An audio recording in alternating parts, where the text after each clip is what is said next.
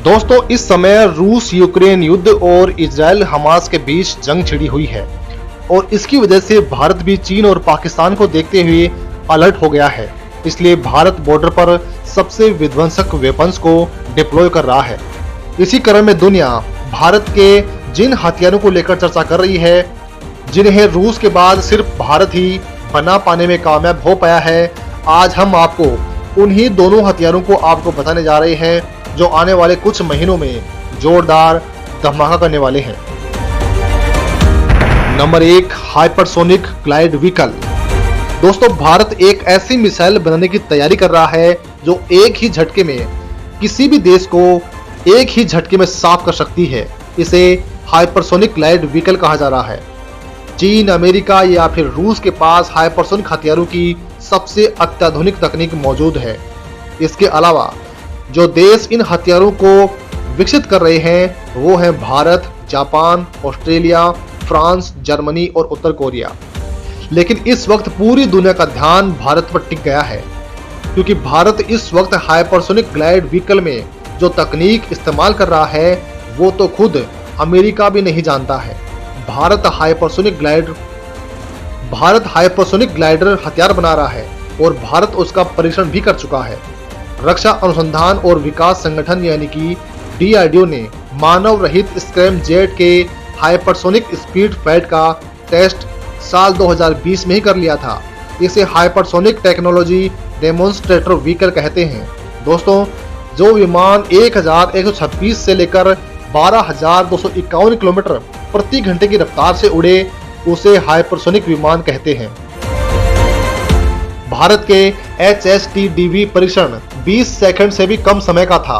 हालांकि फिलहाल इसकी गति करीब 7,500 किलोमीटर प्रति घंटे की थी, लेकिन भविष्य में इसे घटाया या फिर बढ़ा भी सकते हैं।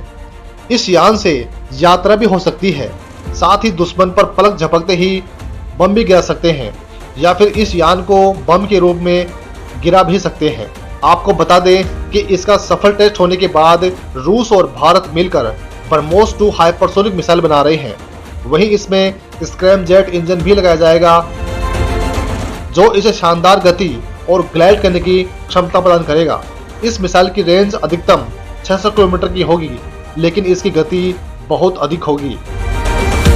यह मैक 7 यानी 8,575 किलोमीटर प्रति घंटे की रफ्तार से दुश्मन पर धावा बोलेगी। इसे जहाज, पनडुब्बी विमान या जमीन पर लगाए गए लॉन्च पैड से आसानी से दाग सकते हैं। ब्रह्मोस 2 का सफल टेस्ट होते ही DRDO कई नए हाइपरसोनिक मिसाइलों को विकसित करेगा।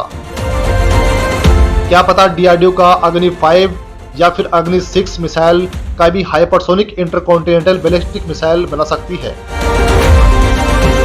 Number 2, direct energy weapon. Bharat का ये हथियार सबसे खास है और अमेरिका की नजरें लगातार भारत पर जमी हुई हैं। आपने काली हथियार को लेकर सुना होगा। अब जिस हथियार पर भारत काम कर रहा है ये काले से भी ज्यादा खतरनाक साबित होने वाला है।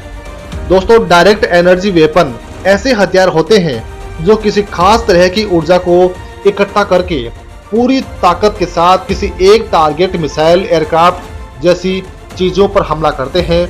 इससे टारगेट या तो जल जाता है या फिर उसके इलेक्ट्रॉनिक तकनीक, संचार सिस्टम, नेविगेशन प्रणाली जैसी चीजें बेकार हो जाती हैं। ऐसा करने से मिसाइल और एयरक्राफ्ट अपने बेस से संपर्क नहीं कर पाएंगी, जिससे वह मिसाइल अपने टारगेट तक नहीं पहुंच पाएगी।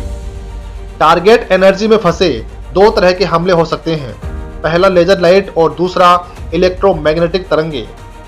पिछले साल ये खबर आई थी कि 130 अमेरिकी जासूसों, डिप्लोमेट, सैनिकों और एम्बेसी कर्मचारियों को सिरदर्द, बेचैनी, सुनने में दिक्कत और ऑटोमेटिक ब्रेन इंजरी हुई थी। माना जा रहा है कि इन पर लेजर हमला किया गया था। लेजर से हमला करके फाइटर जेट, ड्रोन, जंगी जहाज, टैंक को भी आसानी से भारत तबाह कर सकता है। यहां तक कि स्पेस में तैरते सैटेलाइट को भी भारत आसानी से नेस्तनाबूद कर सकता है। इसमें काफी तेज ऊर्जा का बहाव होता है जो सामने मौजूद चीज को जलाकर राख कर देता है, जिसके लिए DRDO एक प्रोजेक्ट पर काम कर रहा है जिसका नाम है दुर्गा 2। इसके तहत भारतीय सेना को 100 किलोवाट की लाइट वेट डायरेक्टेड एनर्जी दी जाएगी।